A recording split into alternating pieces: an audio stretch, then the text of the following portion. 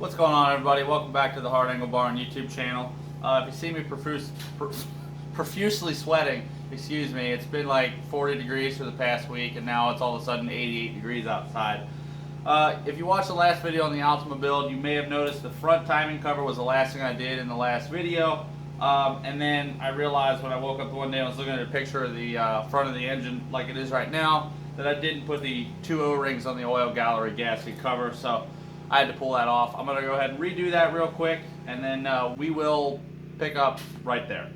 Alright, all the RTV is cleaned off the front cover, all the RTV is cleaned off the engine, every little speck of Scotch-Brite dust is cleaned out. The O-rings that I forgot are now in, so I can't forget them. Let's put the front cover on for the last time, hopefully.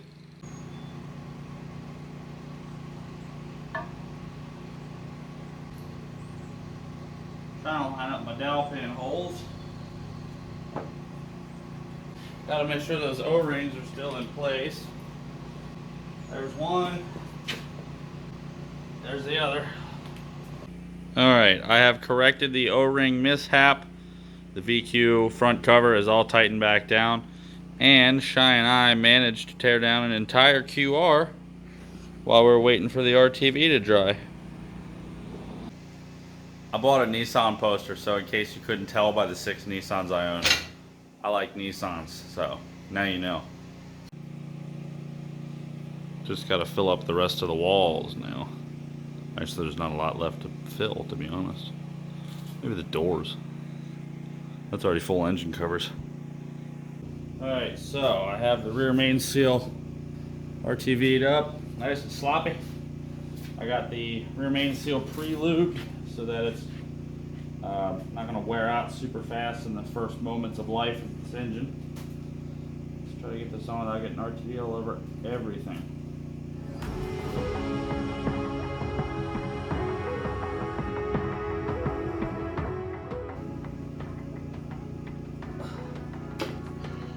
Got it. They like pop right on the dowel pins too.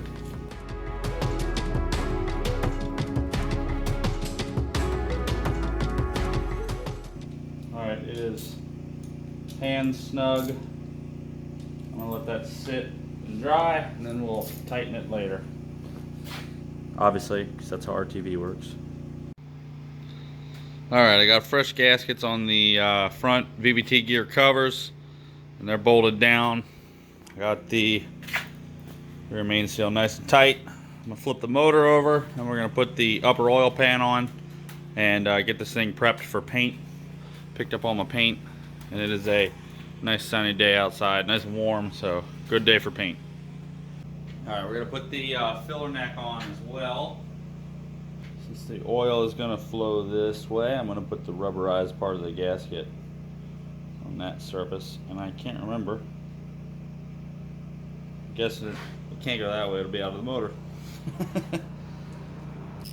A torque to what feels right.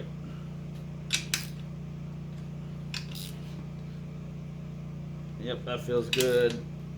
That feels good. All right.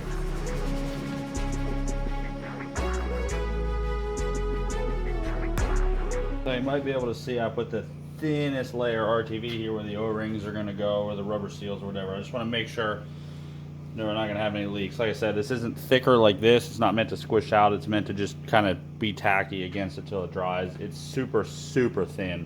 So actually, when I put these rubber seals on here, now I got to try to adjust the tripod with fingers covered on RTV. When I put the rubber seals on these things, I'm also going to do the back here just a little bit. Probably is enough on my fingers to do it too.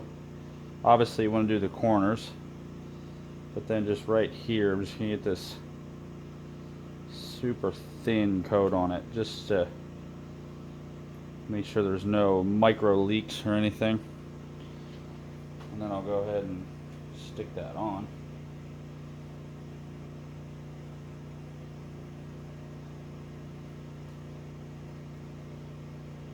Alright, I'm going to go do the back then too.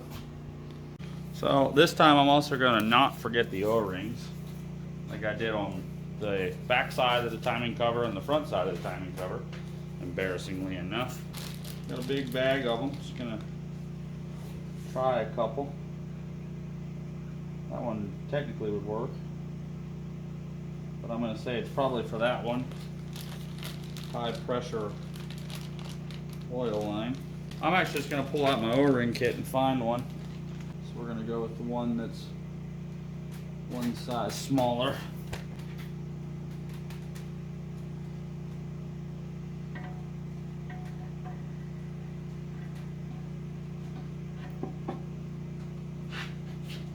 So it's a pretty crucial step to make sure all this went right, but I got a nice little bead coming out here.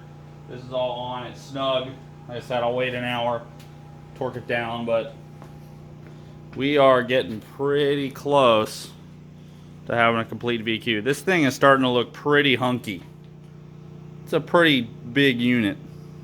So I want to clean up the pan a little bit too before I start throwing paint at it. So wire wheel on the grinder should do that just fine.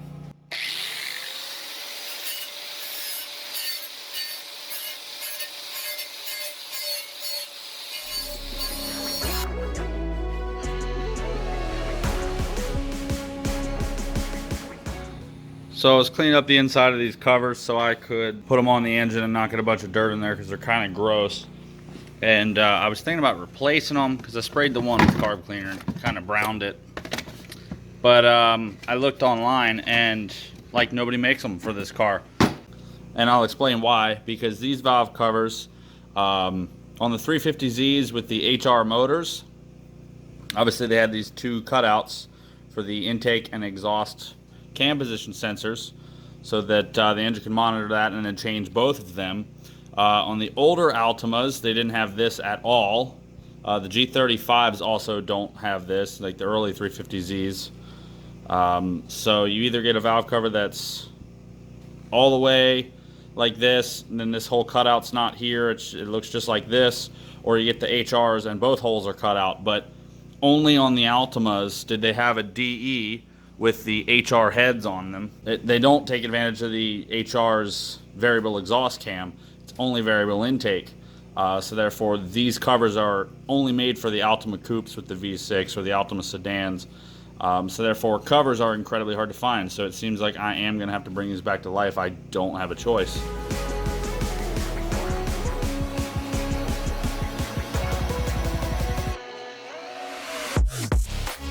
So I got the engine painted, started taking some tape off, even though it's a little early and I probably shouldn't, but it looks pretty good. I got the chrome pulley on there mocked up, my still and underdrive pulley. That oil pan came out a lot better than I expected it would. So let's slap it on the motor. Oil pan is on, it's drying. I'll get that torqued tomorrow morning, but I mocked up the stainless header that's going on. I should say headers, but the other one's in the box. That looks amazing. I can't wait to get those valve covers that candy red with the little gold touches. See what this thing's gonna look like when it's done.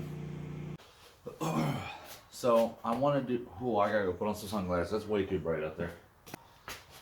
So I want to do some talking just for a second, and I want to catch everybody up on what's going on with this build because I haven't talked about it before, I don't think. So about a week ago, I was out here and I was looking at this engine. At the time, it was just the short block and the heads bolted on it. That was it. And it had been that way for probably over a month.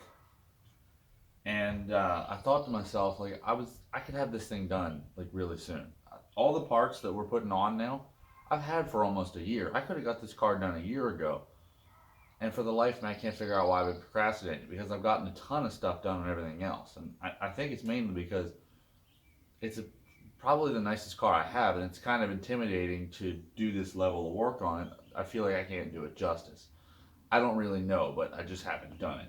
So again, about a week ago, I was laying in bed early one morning, and I was like, I could literally have this car done in 2 months.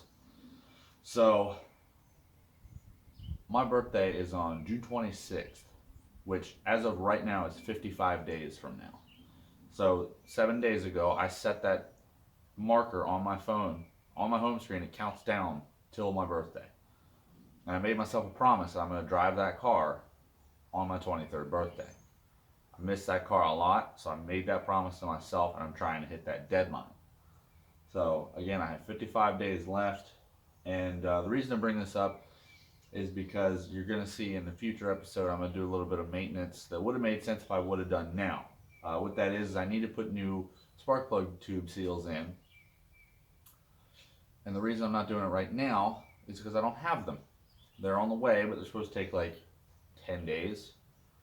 So I'm going to paint the covers now to get it on the engine, so when the engine's all done and pretty, I can get some shots of it outside of the car, because there's a lot of angles you're not going to be able to see ever again when it's in the car.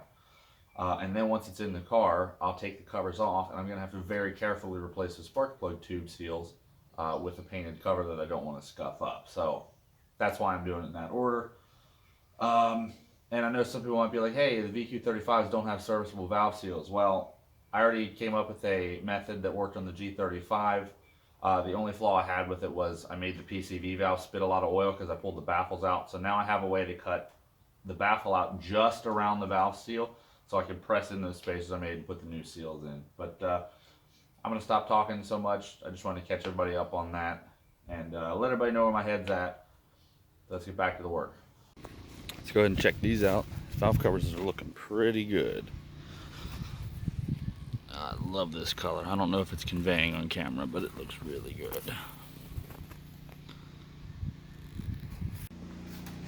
So this little clutch cover I got painted up, and I polished a bolt from a QR25 oil pan.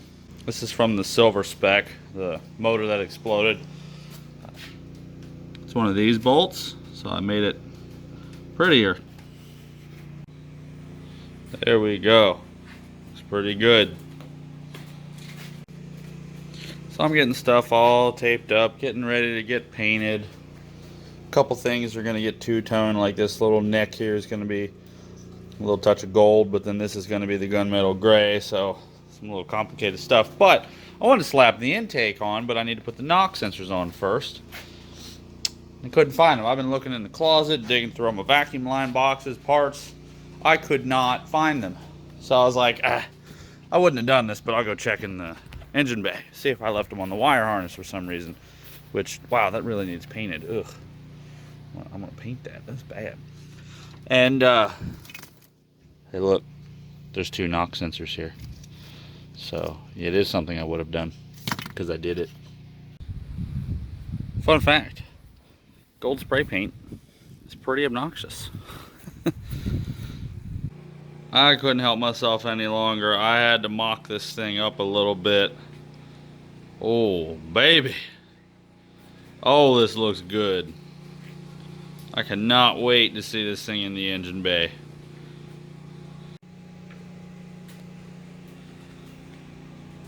Now, it's not in the car yet, so it's not totally final, but that is a pretty good final outcome. I'm very happy with how this looks. Well, guys, it is finally time to get this beautiful beast in the barn to get the motor in it. I know it's only been a couple videos for you guys, but it's been almost 3 years for me, so I am super excited. So let's get this thing in here.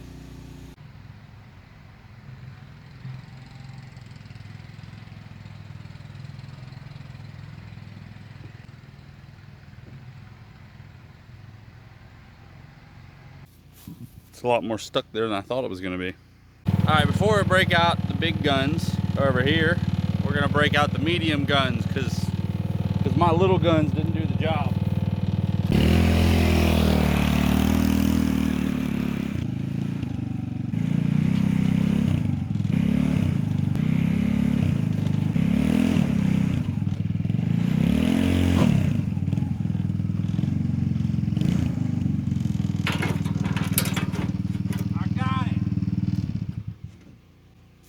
The go-kart a little bit.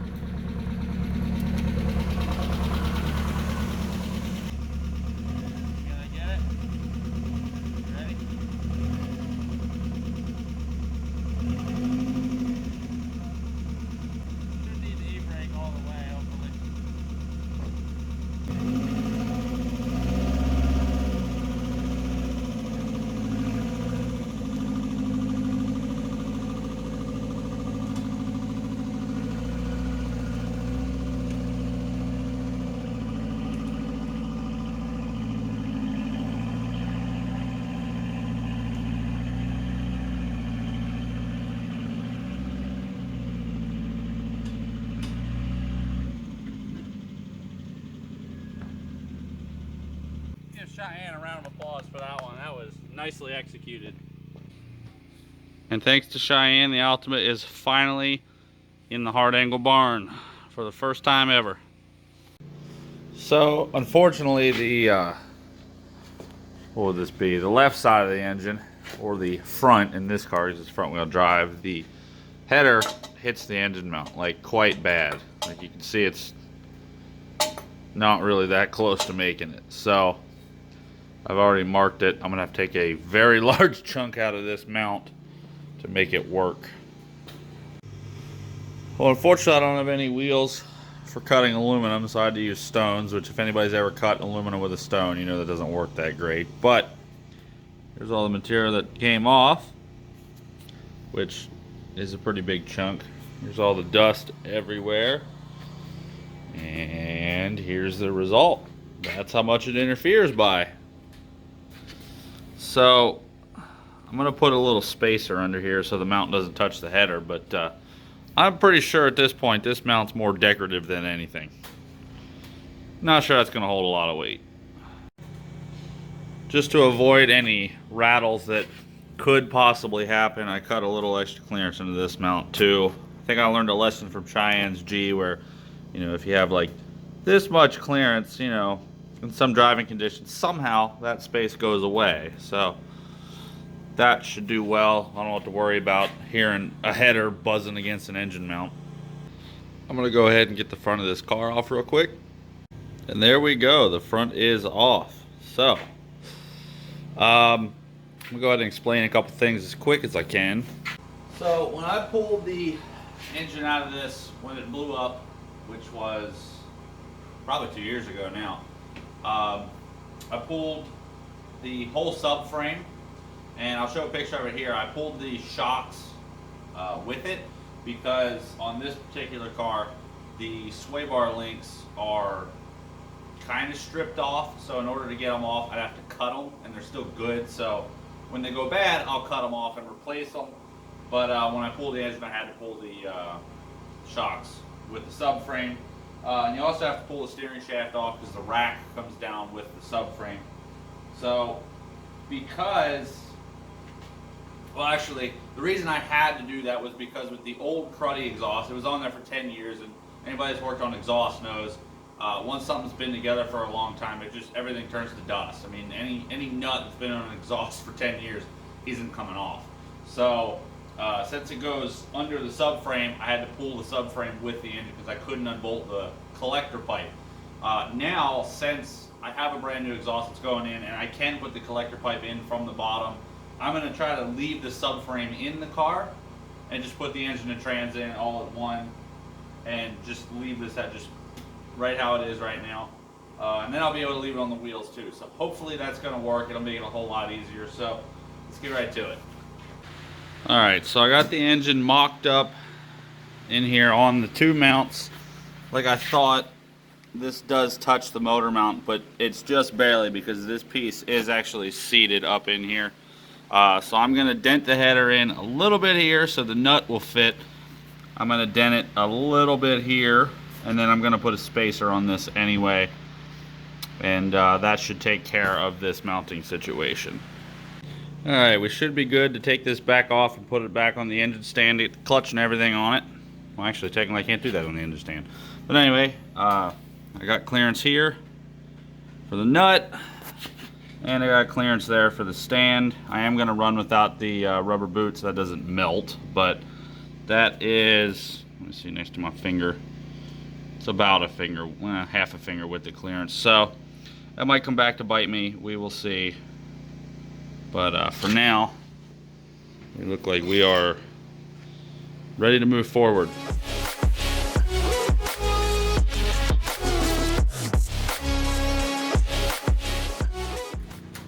Going to replace the transmission mount too. This one was completely torn, so that's trashed.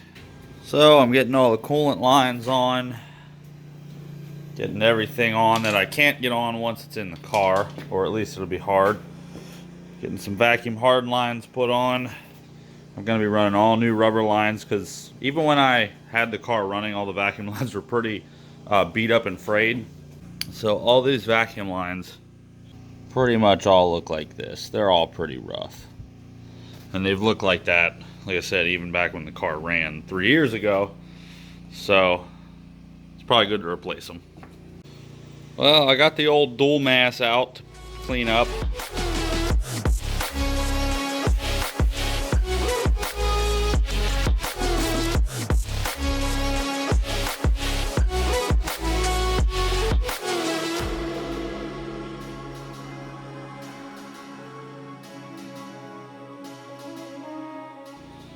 Alright, so the engine's going to have to sit on the ground for tonight. I'm missing a flywheel bolt, so I had to call Nissan and get one ordered. So the engine won't be in tonight. But in order to not waste time, I'm going to start working on coloring the brakes.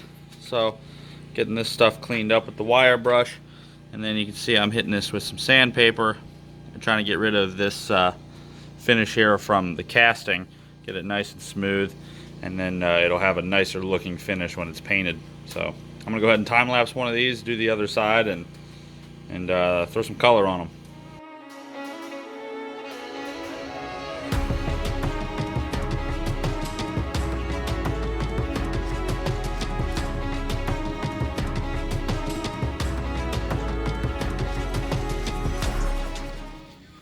Well, the brakes don't look half bad. The sun's down, so I use a flashlight, but I'll get some better shots later. But that candy red, that's kind of spotty, but most of that stuff you can't see anyway. And it's gonna get a big brake kit down the road, so this is pretty good for 20 minutes, 30 minutes. Well, I got it. There's my $5.29 flywheel bolt. So let's get the clutch finished up. If you ever heard the expression "necessity is the mother of invention," this is what it means. When you don't have a partner to hold your crank pulley bolt for to tighten all the flywheel bolts, you make a buddy. All right, got the new Luck clutch sitting on the dual mass. There's a new pressure plate. This setup here took a whole year of waiting before that finally went back in stock and I could buy it. And that was probably about a year ago from now. So let's get that bolted down. New throw-out bearing is installed.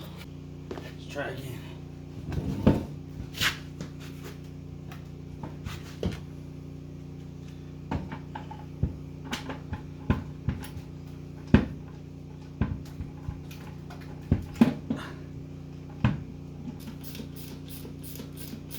Yeah, it's going on easy, so it's not like the flywheel's pinched or anything, or the clutch. It's because of the dowel pins being tight. So there we go. It is down against the motor. Woo! My core kind of hurts. Let's go ahead and throw this combo in this engine bay. Did you think you could keep us out? Shut the gates, forget us now. It's hard to change it.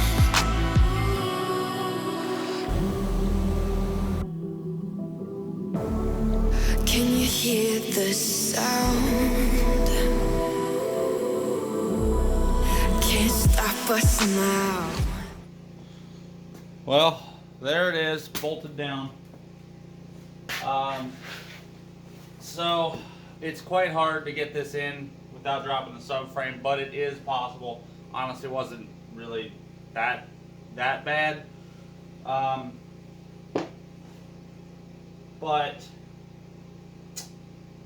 I don't regret it. I would have done that again if I have to do this again. I would do that.